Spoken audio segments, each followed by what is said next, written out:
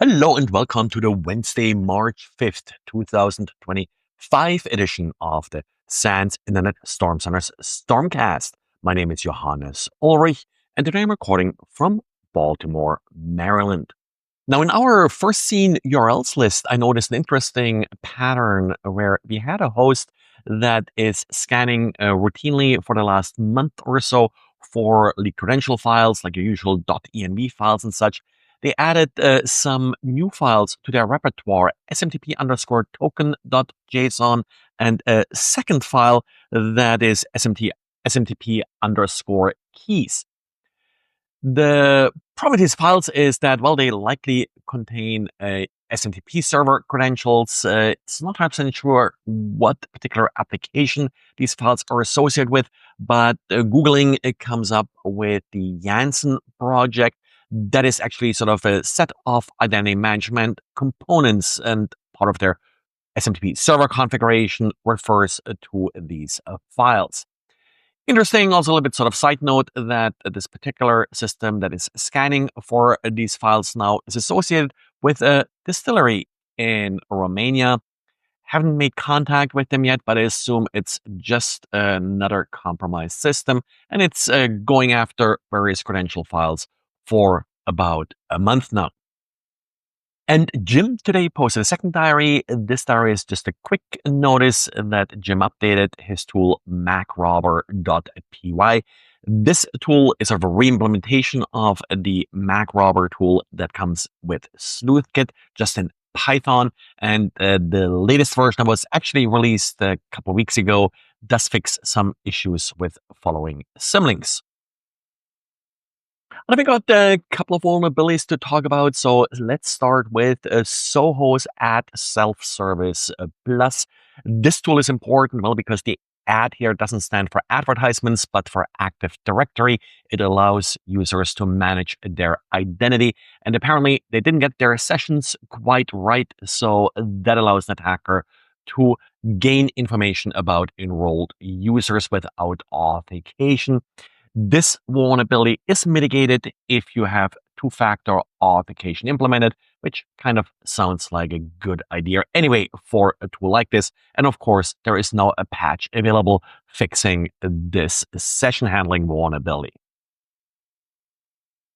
And Google yesterday had its Android patch day for March. It's significant so far as two of the vulnerabilities being patched here, privilege escalation vulnerabilities, one of them in framework, one of them in the kernel, have already been exploited in some limited targeted attacks. As these updates become available for your particular phone, you probably do want to apply them rather quickly. There are also a number of not yet exploited critical vulnerabilities, but I'm sure that people are pretty much already working on trying to find exploits for them right now. And Malwarebytes is warning of an interesting new phishing and scam technique to impersonate PayPal. PayPal offers to merchants the no-code checkout option. What this really means is that PayPal basically will create a checkout page for you that you're able to heavily customize. But the page itself is hosted within the paypal.com domain. So what attackers are doing here is that they're signing up for these no-code checkout pages. They're creating now a page that doesn't really look like a checkout page, but instead offers, for example, PayPal support phone numbers and such, because you pretty much can add whatever content you would like to this page, which of course is branded by PayPal. It's using the paypal.com domain.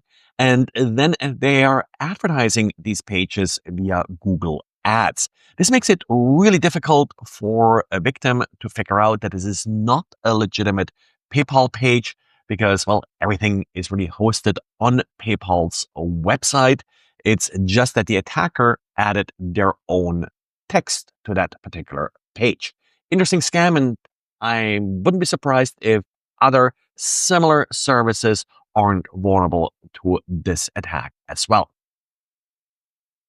And Broadcom released updates for VMware vCenter, fixing 3 different vulnerabilities with CVSS scores up to 9.3. The worst outcome here is a VMware escape. So if an attacker is able to take over one of your virtual machines, they own your infrastructure. And these vulnerabilities, according to Broadcom, are already being exploited. So you definitely must patch now. But then again, you probably shouldn't expose vCenter to the world. Well, your virtual machine, on the other hand, you probably can't help but to expose some content of them. And then one virtual machine that's vulnerable would then be used in order to, again, take over your infrastructure. So this is a super critical vulnerability. Well, that's it for today. So thanks again for listening. And thanks again for any feedback received, for all of the good reviews. And yeah, if you haven't gotten around to it yet, please check the 5 stars, check the like or whatever in your particular podcast platform, and talk to you again tomorrow. Bye.